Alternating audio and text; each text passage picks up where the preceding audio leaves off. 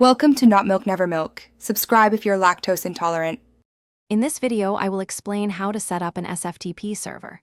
First, install the OpenSSH server package on your Linux system, which provides SFTP capabilities.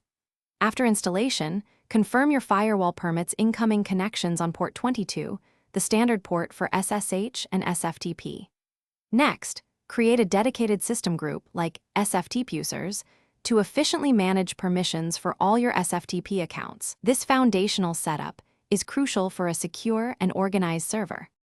Now, let's configure our users and their directories. Create a new system user for each SFTP client, ensuring they are added to the SFTP users group we just made. Crucially, set their default shell to /usr/sbin/knowledgein. This prevents them from gaining interactive shell access, enhancing security. Then, establish a secure root directory for each user, typically within a common SFTP root, ensuring proper ownership and permissions are applied. Next, we'll modify the SSH daemon configuration to enforce SFTP-only access. Open the sshd config file, usually in /etc//ssh. Within a match group SFTP users block, add root directory %h to restrict users to their home directories.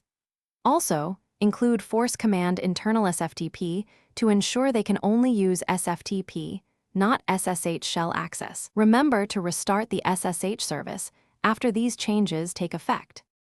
Finally, it's time to test your setup and review security.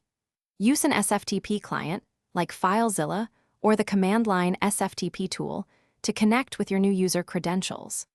Confirm that users can only access their designated home directory and cannot navigate elsewhere on the server. Regularly review system logs for unusual activity and keep your server's operating system and OpenSSH package updated to maintain robust security.